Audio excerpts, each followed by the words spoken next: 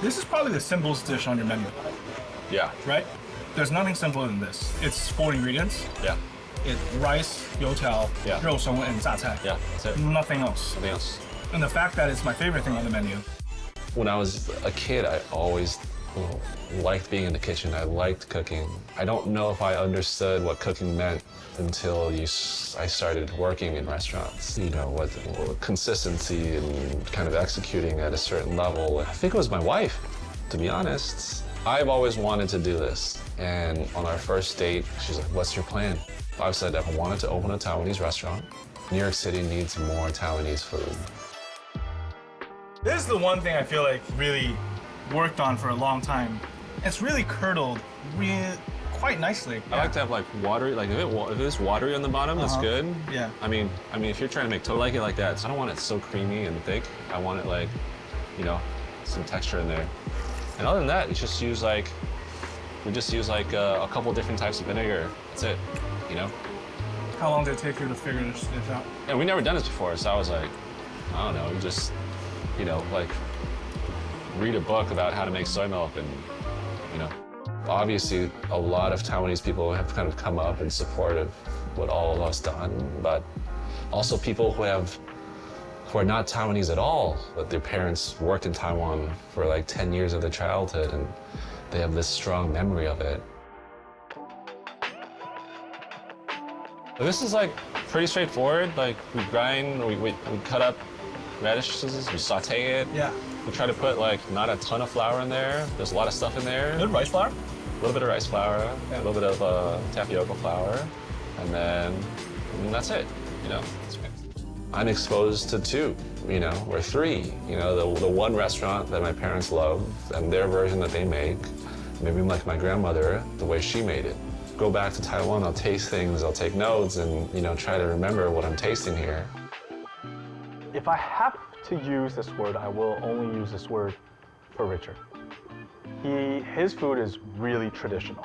And it's traditional in the best possible sense, where he has a memory of one shop for each dish. He goes by that standard. Like Yonghe Doujiang for his breakfast stuff. He just wants to be as close as possible to that flavor, to that dish, whether it be in presentation or ingredients. And he really insists on using the best possible quality ingredients. It's very easy to take that statement for granted, but when you're dealing with Taiwanese food in New York, that's very hard.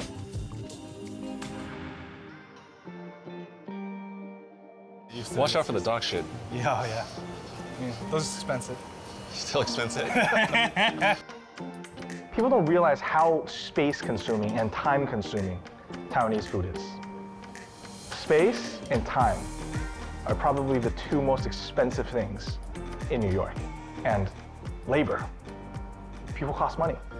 And the fact that he is really kind of focusing on the super traditional techniques of making your own soy milk, soaking sticky rice, making scallion pancakes from scratch. That is how far he's willing to go.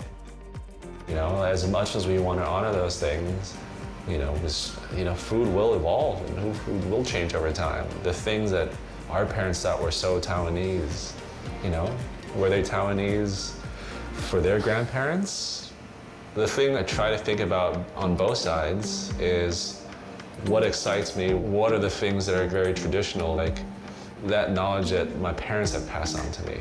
If you don't think about the Taiwanese part, it's very easy as a cook to just trickle down and see techniques and flavor profiles that everyone is playing around with, which is fun and great. But I think if we keep the purpose of what we're trying to do in mind, we can create a better understanding and kind of a deeper understanding of what this dish is and what this can be. It's like you figure out a way to make it taste good, and you know, with the equipment you have, and that's kind of it.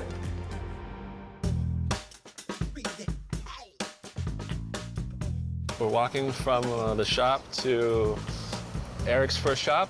Yeah, what Eric's used to be my first shop, 21st Avenue. I was always trying to find Taiwanese food, and I never went to a place that was like, okay, this is good. And I remember the first time I went there, I was like, oh, yo, someone's doing this. I just feel like, man, it's like, just tastes so Taiwanese. This is it. It's so different, huh? It seems like yesterday Well, the kitchen was in front. the kitchen was in front, so Yeah. they took that off. But they were probably put the kitchen in the front. It's like a little, kind of a crazy place. The dirtiest and messiest open kitchen in the East Village. Well, I figure you guys are like tried all these different ways of making soup and boiling noodles and rinsing noodles. And, Yeah. you know, you guys did a lot. Oh man, dude, I it's think- New York City, dude. Every shop has the life expectancy of what, 2 years at max. Nice. There's a certain statistic. Every year, about 80% of the new restaurants fail, and of those 80%, I think like 60% fail within the first 6 months.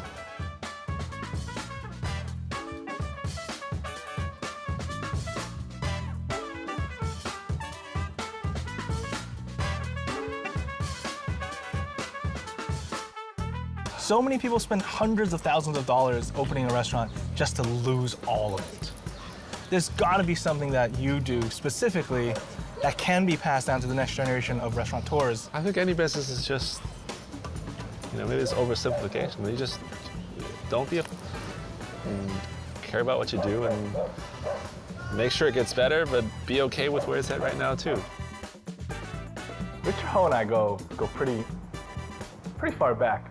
He's been sort of like a mentor, and he has just his philosophy on food and his philosophy on running the business is something I really respect. He has that, again, the Japanese style Zen master, only doing one thing for the rest of his life kind of mentality and approach to his business and his food.